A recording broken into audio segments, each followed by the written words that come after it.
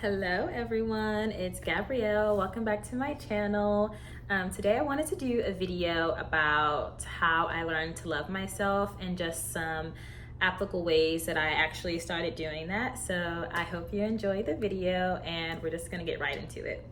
So number one, I replaced the negative self-talk I had with compassion and self-love, right? So I'm gonna start off by saying that this is not super easy, like one and done, just do this and it's gonna happen really quickly.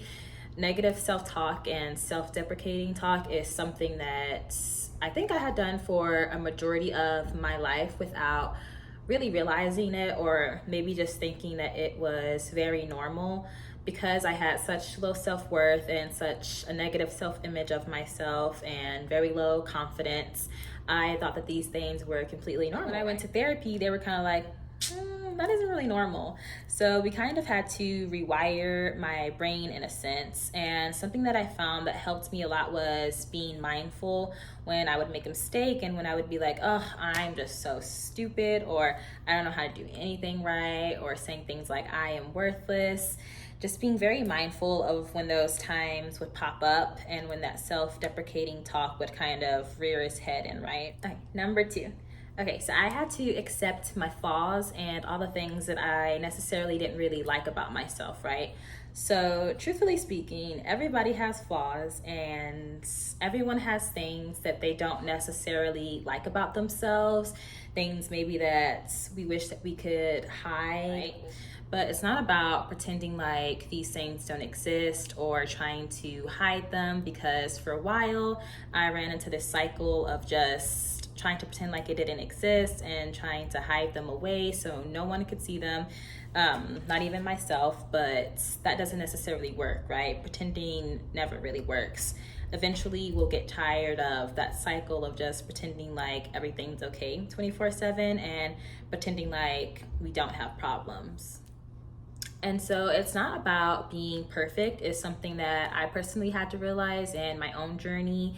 And for example, with me, I tend to get defensive sometimes. And it is important to remember if I feel triggered or if I'm feeling secure in that moment. But something that's been helpful is not being like, ugh, well, I wasn't being defensive, or kind of trying to deny that part of myself. That just accepting those parts of ourselves fully embodies self-love, and we kind of just grow into our authentic self. Number three is that I set boundaries with my time and with my energy, that I had to be the person to constantly show up for people and constantly lend a listening ear for people's problems 24/7. And I would save no time for myself, and I would just give all of my energy and all of my time out. But the truth is, it's so exhausting and it is so draining to constantly be that person for everyone else and never be that person for yourself. So something that I've learned is that boundaries are a form of self-love. It is absolutely okay to not feel up to talking to people 24/7, and it is okay to enforce boundaries. Whenever I enforce boundaries with people, I feel like I'm showing up for myself and I feel like I'm loving myself. Four is affirmations. And this is one that I really love. Well, I love all of these, but affirmations is really important. So when I first started doing affirmations, I didn't necessarily think that it would work for me. I was kind of like, I don't think I'm really gonna believe these things that I'm saying to myself, or I just didn't think that they would work for me. But the more and more I started saying it, the more I rewired my brain to thinking positively and thinking abundantly.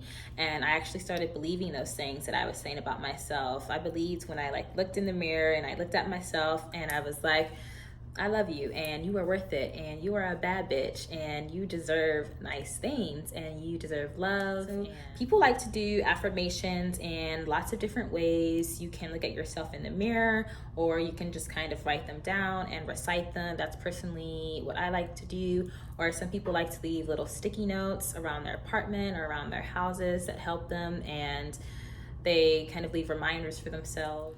Those are just some of the ways that self-love and compassion has helped me along my journey, and I hope that some of the stories and some of the tips help y'all out. And thank you for watching. I hope y'all have a beautiful week. So good, mama. You're so sexy, mama. No, because I am cute.